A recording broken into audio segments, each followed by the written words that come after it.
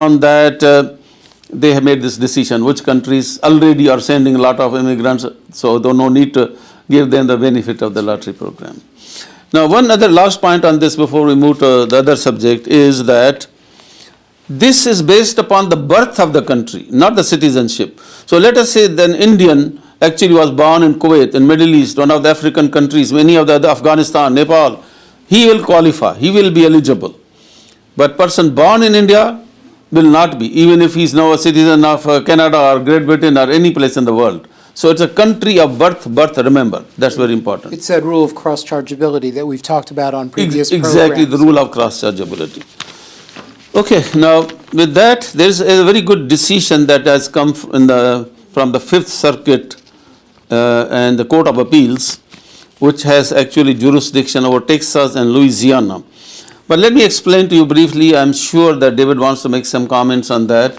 This is the decision which was rendered in the matter of Abu Bakr Khalid, which was a citizen of Pakistan, and the court in that case decided that on August 8, 2011, that the Immigration Service should give the priority date of the parent's petition to the child also. Remember, the law always have been followed, that if a person files a petition under the fourth preference for brothers and sisters, the beneficiary for whom the petition is filed and the spouse, of course, not a problem. But children that aged out, crossed 21, and then the parent went and filed the I-130 petition, the Immigration Service gave a new date. And we had a big fight on that. The matter of Garcia was one of the cases in which somewhat, not that strongly, but the court's BIA in that case said that they should give the priority date of the parents. Then came another decision we call the matter of Wang that I think came in 2009, which reversed that, and they said no, that is not correct. That decision of Garcia is not going to follow, and they should not get. So now the big news is this decision that we are talking today is from a circuit court, not a BIA. So court is much higher than the BIA. And the history of this case was that Abu Bakr Khalid, the citizen of Pakistan, his aunt filed I-130 for her sister, which means Abu Bakr's mother, under the F4 in 1996, when Abu Bakr was only 10-year-old. At that point, when the visa number became available in 2007, Abu Bakr crossed 21, so he couldn't get that, and probably he was not eligible for CSPA also. So when the mother or the father who filed the petition I-130, they gave him a new date.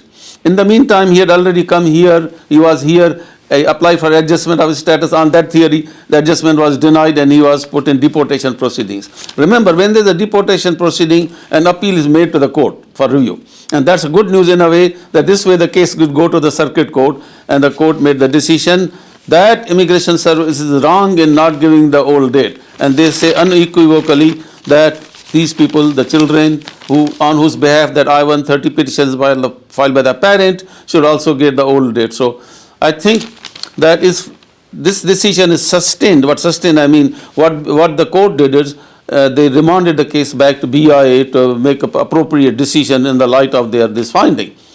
I have a feeling that BIA should follow or would follow. And once that is done, Immigration Service is most likely to follow this, and the rules should change. Your comments? Well, I agree, Michael. I mean, I think that one of the things, and we were talking about it before, is that the decision is extremely well reasoned. We notice that it's very, very clear on the steps that were taken in terms of interpreting how the holding should come out. For example, they discussed the Chevron case, and they discussed statutory interpretation. And even though they go through all of and I think that there's one very, very important point that's made in this case, and that is that the clear guidance of Congress should be followed, notwithstanding the fact that regulations may trump the clear regulations of Congress, or the clear statements of Congress. And I think that what they did is they looked to do the right thing in this case. They looked to make the right determination, and lying at the very heart of this determination seems to be, at least in my interpretation, a tenet of family unity. And it seemed like the person who wrote this decision kept going to the issue of family unity, and family members should be because that's the underpinning of the CSPA. The Child Status Protection Act is all about keeping families together, keeping members of the families together. And they kept saying, well, if we don't make a decision in this matter that keeps the family together, it seems like almost what we're doing is it seems to defy logic to say that a person would have to take on a new priority date because there isn't a category that they can go after. There's no additional category. So I think that the court really made the right decision, and the reasoning was very logical and very clear. It is very fair. See, like this mother of Abu Bakr, right, on whose behalf the petition was filed by her sister. He was 10-year-old, and he was included in that petition. That's right. And that's the theory. The court decision says he was 10-year-old. It was included in the petition. He aged out, and when the parent files an I-130, a new one, on the second preference category as unmarried son and daughter over 21 of a green card holder, he should get the same benefit, but he was still there, and all it is shifting is from one category to the another category. It should be retained. He has retained that, and as you said, I read this decision 3 times. Very well written, and I have a strong feeling that the Immigration Service will accept this decision and it will follow in many cases. By the way, there are a lot of cases already. I mean, we in our own office, we got quite a few cases where people came in and we said, well, sorry, the Garcia decision is not being followed, and Immigration Service has not made any decision compelling the authorities to follow this. But Right. they can't do it. BI could not do it, and the Garcia decision was BI, but BI also overturned themselves, Garcia on the Wang decision. But this is the Court of Appeals. The only thing is, the little bit question was, this is the jurisdiction is over New Orleans and Georgia. That they are compelled to follow.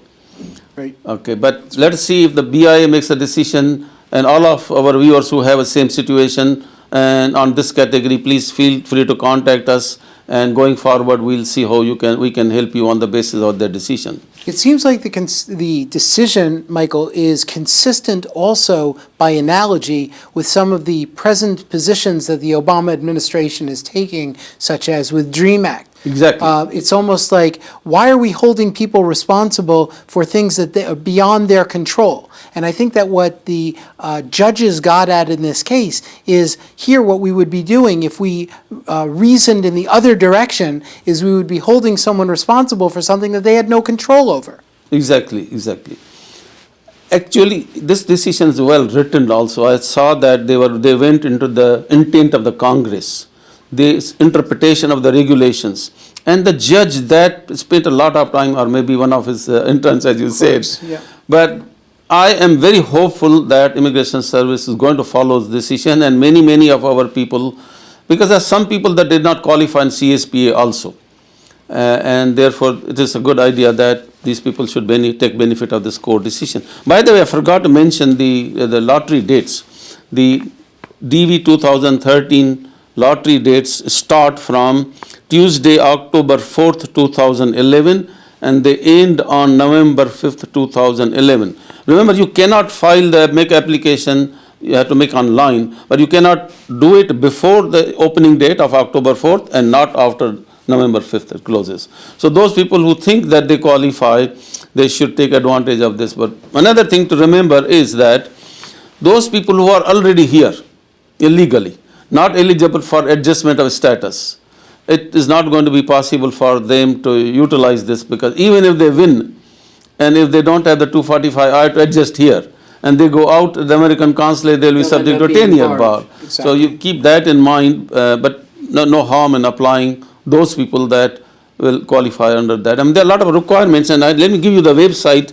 All the detailed information is who can apply, what are the requirements, and what kind of photos you have to give, what kind of information you have to put in, and many other issues are explained in details.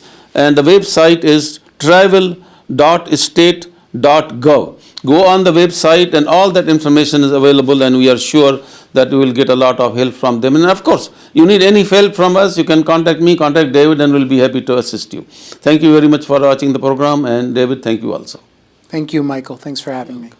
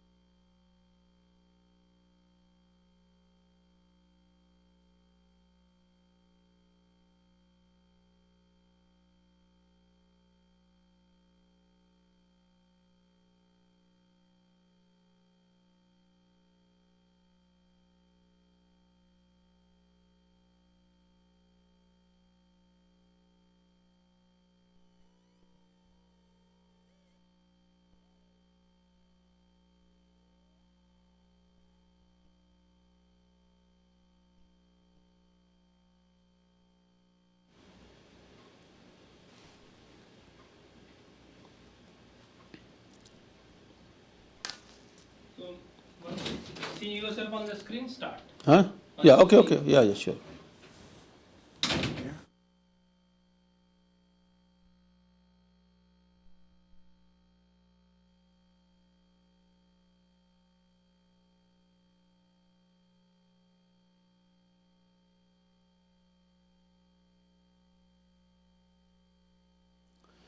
Hello, हमारे सभी दर्शकों को Michael Phulbani का नमस्कार, आदाब, सत श्री अकाल। तो आज के इस प्रोग्राम के अंदर फिर हमारे साथ हैं मिस्टर डेविड नागमन, जो भी इमिग्रेशन अटर्नी हैं, हमारे बड़े अच्छे फ्रेंड हैं और बहुत नॉलेजेबल भी हैं। तो आपने इनको पहले प्रोग्राम्स कर देखा होगा और आगे भी हम इनको इनवाइट करते रहेंगे। Keep watching David Nagman with me and our forthcoming programmes also. तो ये प्रोग्राम आज का जो शुरू करते हैं उसके अंदर हम आपको पहले तो कट ऑफ डेट्स बताते हैं अक्टूबर 2011 की, जो इस प्रकार हैं। फैमिली फर्स्ट प्रेफरेंस जो कि अनमैरिड लड़के और लड़कियां हैं सिटीजन्स के 21 साल से बड़े, 6 हफ्ते आगे बढ़ती है डेट, और डेट है जून 15, 2004। फैमिली 2A कैटेगरी जो कि ग्रीन कार्ड होल्डर्स के हस्बैंड हैं, वाइफ हैं या 21 साल के अंदर बच्चे हैं अनमैरिड, ये कैटेगरी 5 हफ्ते आगे बढ़ती है और कट ऑफ डेट है जनवरी 8, 2009। फैमिली 2B कैटेगरी जो कि ग्रीन कार्ड होल्डर्स के 21 साल से बड़े लड़के और लड़कियां हैं अनमैरिड, 2 हफ्ते आगे बढ़ती है और कट ऑफ डेट है जुलाई 15, 2003। फैमिली थर्ड प्रेफरेंस जो कि यूएस सिटीजन्स के मैरिड लड़के और लड़कियों की कैटेगरी है, ये भी 2 हफ्ते आगे बढ़ती है और कट ऑफ डेट है सितंबर 8, 2001। फैमिली फोर्थ प्रेफरेंस जो कि यूएस सिटीजन्स के भाई बहनों की कैटेगरी है, ये सभी कंट्रीज़ के लिए 4 हफ्ते आगे बढ़ती है और कट ऑफ डेट है मई 15, 2000। फैमिली एम्प्लॉयमेंट प्रेफरेंस कैटेगरीज के अंदर जो फर्स्ट प्रेफरेंस है प्रायोरिटी वर्कर्स की, वो करेंट है सभी कंट्रीज़ के लिए।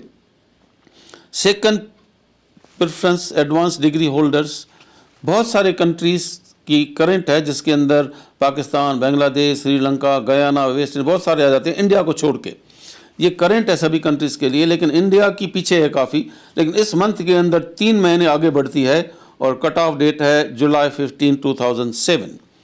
एम्प्लॉयमेंट थर्ड प्रेफरेंस जो कि प्रोफेशनल्स हैं, डिग्री होल्डर्स हैं, स्किल्ड वर्कर्स हैं, ये कैटेगरी सभी कंट्रीज़, जब मैं सभी कंट्रीज़ बोलता हूँ तो उसके अंदर बहुत सारे ये कंट्रीज़ आ जाते हैं इंडिया को छोड़ के। ये 2 हफ्ते आगे बढ़ती है और कट ऑफ डेट है दिसंबर 8, 2005। इंडिया के लिए सिर्फ 1 हफ्ता आगे बढ़ती है और कट ऑफ डेट है जुलाई 15, 2002। अदर वर्कर्स कैटेगरी जो है जिसके अंदर अपने maids nannies, maids, household workers वगैरह आ जाते हैं, ये 6 हफ्ते आगे बढ़ती है सभी कंट्रीज़ के लिए इंडिया को छोड़ के और कट ऑफ डेट है सितंबर 15, 2005। इंडिया के लिए सिर्फ 1 हफ्ता आगे बढ़ती है और कट ऑफ डेट है जून 8, 2002। स्पेशल इमिग्रेंट्स जो हैं जिसके अंदर रिलीजियस प्रीस्ट हैं, रिलीजियस वर्कर्स आते हैं, ये सभी कंट्रीज़ के लिए करंट है। और इन्वेस्टर्स जो 1 मिलियन या आधा मिलियन डॉलर की जो इन्वेस्टमेंट करते हैं, उस इन्वेस्टमेंट कैटेगरी जो एम्प्लॉयमेंट फिफ्थ प्रेफरेंस है वो भी करंट है सभी कंट्रीज़ के लिए। Basically what I did give them just the cut-off dates of how they advanced. Any comment you want to make on the cut-off dates? Well, I think that the viewers might be interested to know, because one of the things, Michael, that you did spend some time doing is talking about how there were a lot of advances. Correct. And interestingly, the reason why there are advances this month is because we're at the beginning of the new fiscal year. Very right. The federal government runs on what's called the fiscal year, which runs from October 1st until September 30th. And then what happens is that at the beginning of the fiscal year, they dump the visas into this big pool where people can take those visas during the year. So as we get closer and closer to the end of the year, we start to see usually that the numbers start to resorb. Now they seem to be moving forward. and that's a Nevertheless, good David, thing. the dumping also has not helped many categories. That's great. Because I found that on the forecast, the Department of State says that there has been a lot of increase on the adjustment of cases. So there's a heavy demand coming from the Immigration Service, as a result of which these numbers may not advance in the coming months more than what people expect. That's right, Michael. And as a matter of fact, that part and parcel of the comprehensive immigration reform that everyone seems to be talking about is hopefully that more visas will end up being dumped into these classifications to allow more visas My to be recollection available. is CIR had like 3 times increase. That's In correct. the cutoff dates, and of course CIR makes a lot of other interesting, important, like a kind of legalization of illegal workers and DREAM Act and many other things, and we are really, really waiting for that to happen. Hopefully 2013 that may happen. Another good news, not good news, but the regular, you already know about the DV program, the announcement that is made by the Department of State is on that lottery program. Lottery program का जो आता है हर साल में 50,000 लोगों को वो lottery programme के अंदर ग्रीन कार्ड देते हैं, और इस साल का लॉटरी प्रोग्राम को कहते हैं 2013 के लिए उन्होंने डेट अनाउंस किया है अक्टूबर 4, 2011 से लेके 5 नवंबर 2011 के बीच में ही करना है। 1 महीने का टाइम है ये, जिसके अंदर वो लाइन पर जाके वो एप्लीकेशन करनी है। ये जो this comes based upon the country of birth. Lot of people are confused. People say I am a citizen of Canada, और I am a citizen of Nepal, I am citizen of that country or whatever. That doesn't go with the citizenship. Lottery program जो है आपकी country of birth से जाता है। मान लो आपका birth Bangladesh में है तो आप अप्लाई कर सकते हैं, चाहे आप पाकिस्तान के सिटीजन हैं। लाइकवाइज काफ़ी बहुत सारे हमारे इंडियंस की पैदाइश हुई थी मिडिल ईस्ट के अंदर, अफ्रीकन कंट्रीज़ में और कंट्रीज़ में, तो वो कंट्री ऑफ बर्थ के ऊपर ही अप्लाई कर सकते हैं। और people say that I am a citizen of India, citizen of Canada, and I cannot apply because Canada, for example, it is not actually, I think, but if it is, Canada is actually there, so people can apply. What I'm saying is that people get confused. A lot of times, when Pakistan was in the program, right, and Indians who were born in Pakistan, they said, no, but I'm Indian, I cannot apply. I said, no, where were you born? They're Pakistan. Vice versa. Those lot of people who were born in India, they move to Pakistan and they say, oh, I'm from Pakistan, I'm a citizen of Pakistan. I say, no, sorry, you're born in India, so you cannot apply. So that thing based upon the country of birth. Of course, presently, as I said, both India and Pakistan are not in the program. But there are a lot of countries, neighboring countries, Afghanistan, Nepal, Burma, and a lot of countries nearby, people born in those countries can apply no matter where they are citizens from. That's right. Now with global mobility, Michael, we're finding we have a lot of Indian clients who are born in Australia and other countries, and therefore they have the opportunity to take advantage of this program. See, there's a lot of information, but we don't want to spend the whole program on lottery program because a lot of our viewers are already, they've been doing every year, say they know how to go online, the photo requirements, the documentation requirement, the experience requirement, the education They're experts. requirements. Yeah. So in any case, I'm giving you, आपको website देता हूँ, अगर आपको कोई भी detail information चाहिए lottery programme के बारे में तो उसका वेबसाइट है travel.state.gov. आप इसके ऊपर जाइए और फॉलो कीजिए, follow the instructions that are mention. But if you have any questions you can always contact me or David and we'll be happy to give you some more information on that. So that's about the lottery program. 50,000 people every year. I got to take extra minute to tell you an interesting story. First time when the lottery program came, I mean, our office in India, I put an ad in there that people, want to apply for a lottery program, and many people thought it was fraud. So, the newspaper, Times of India, where we put an ad, they thought it was a fraud. So they called they say, hold on. They thought the program didn't exist. Of course. So they called the American consulate in Bombay and they said, there's some kind of fraudulent ad here. Right. And they said, no, that's not fraudulent. That is really a new program. Real. And they were really shocked. So they held up our ad for a couple of weeks until they clarified. Okay. So since then, of course, a lot of people have got the benefits of this. But I think it also is important to point out to our viewers that if they're thinking about applying, they shouldn't just take for granted that the people who they go to help them know what they're doing, because exactly. there is a lot of fraud in this area. It is. And unfortunately, there's a lot of unauthorized practice of law that goes on in the diversity lottery area. It's a lottery. What do they call a lottery? It's like a lottery. You go and buy a lottery. There are $30 million lottery. So you pick a lottery and you're going to get $30 million only if you win. Right. Only certain numbers are picked out. And there are every year 2 million, 3 million, 4 million people apply. And guess who has been in the forefront of the lottery program? Bangladesh. Bangladesh, they in the old times in the lottery program, you cannot get envelopes, you can't get a postage stamp. Every person from Bangladesh will go, in hundreds of thousands of people from Bangladesh.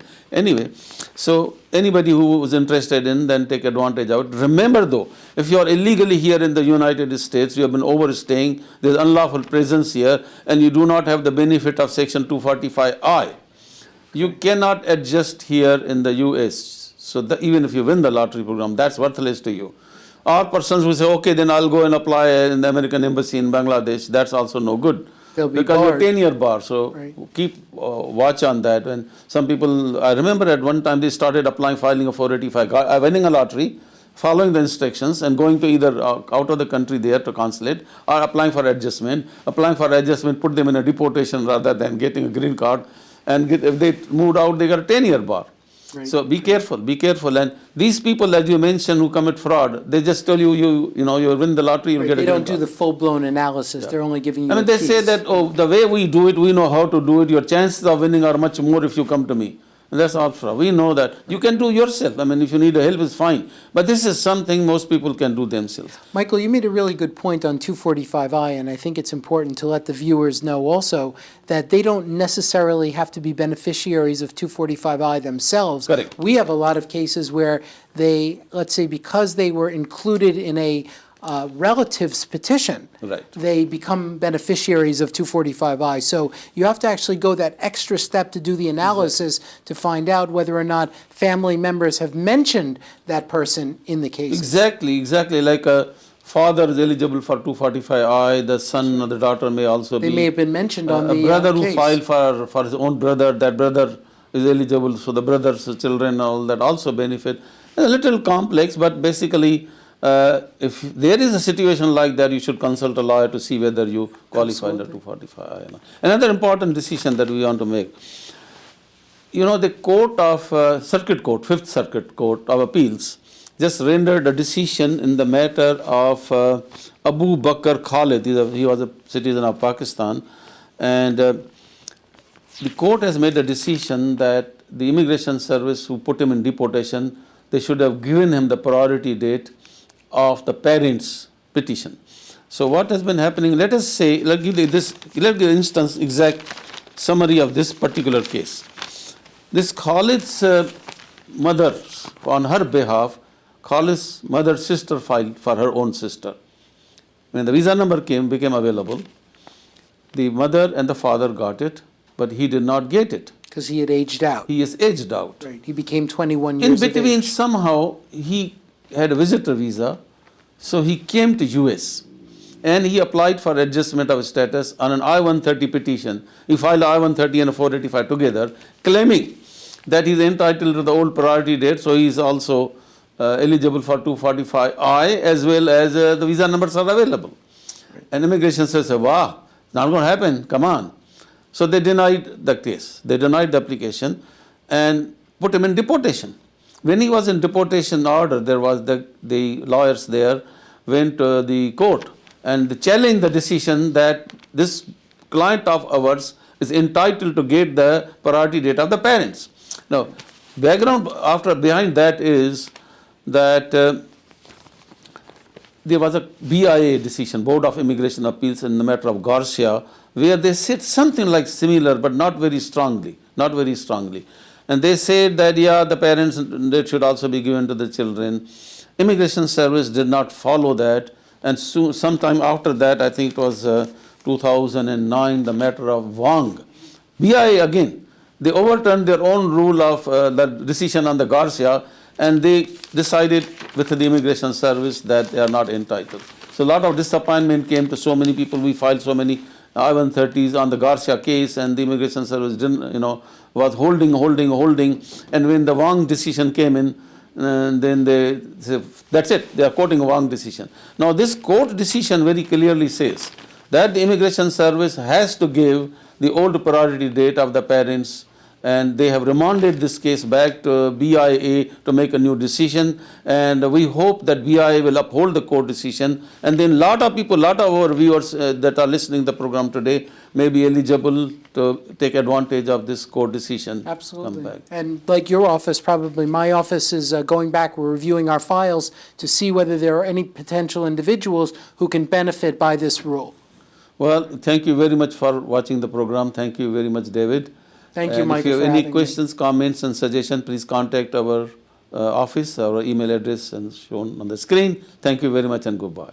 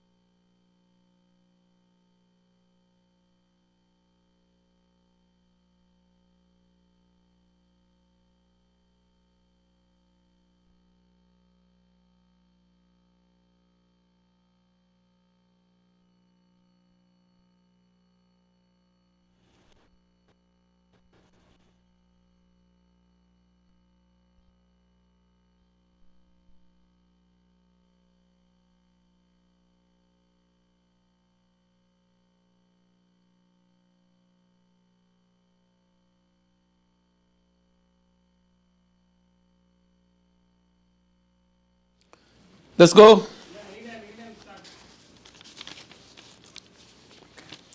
Hello viewers, welcome to our program Immigration and You. I am your immigration attorney Michael Fulwani, and once again we have with us attorney David Nachman.